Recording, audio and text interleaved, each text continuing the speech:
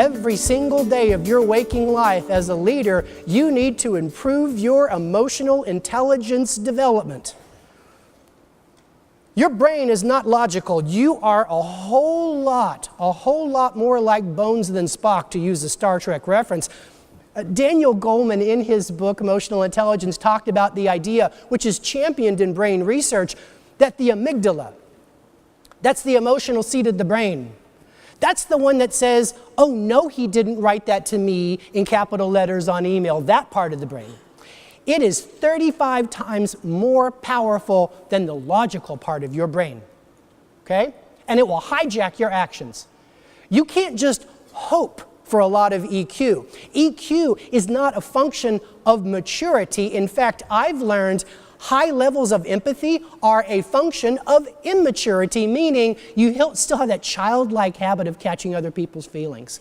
So never confuse business experience with boosting your EQ. Never think about age-related maturity as boosting your EQ. You need to work on it every single day of your life. And your EQ will additionally be challenged by sleep deprivation, a constant state of challenges, inbox bankruptcy. I mean, who right now has 100 emails sitting in your inbox demanding your attention? All of these things are going to come together and challenge your EQ. So what I want you to think about is every year of your life, you should review, and I do this in December, I review my self and social awareness. And sometimes I have a partner that helps me with that. In this case, it's my business partner. And I sit with her and we play reality king and queen for each other. And the way we do it is we think about how we think. For those of you that are on the Google that want to do some work on this, it's called metacognition. Metacognition. One of the most important pieces of self-awareness is for you to be able to look not just at what you did, but to answer the question Dr. Phil built a career on asking. What was that question? What were you thinking?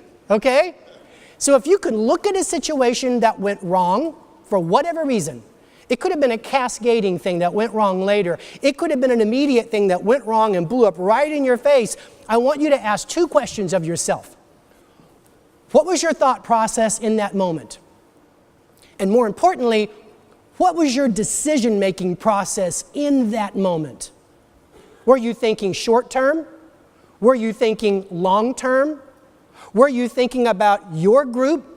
Were you thinking about stakeholders across the enterprise? Were you thinking about the example you were about to set that everyone would copy forever and be part of your culture? So it's not just what were you thinking, but how were you thinking? And that's one of the ways we tremendously improve our EQ, because when you grasp metacognition, it's almost like putting a little safety valve on your decision-making process and how you act by helping you realize, when I thought that way last year during the quality crisis we had around the new launch, that led to a lot more turmoil in my group. It led to me making a huge relationship mistake, right? So as you think about that, here's the takeaway. It's great to have a partner. It's great to have an annual review process that you do either with yourself or with this partner. And what I want you to do is identify 4 different things that went wrong from an emotional standpoint. Either you made an emotional mistake or you did something that caused another person to have a negative set of emotions and it had business impact. And it's not just reviewing that. It's about reviewing the way you thought, how you came to a decision, and sometimes simply the timing and the content of what you said.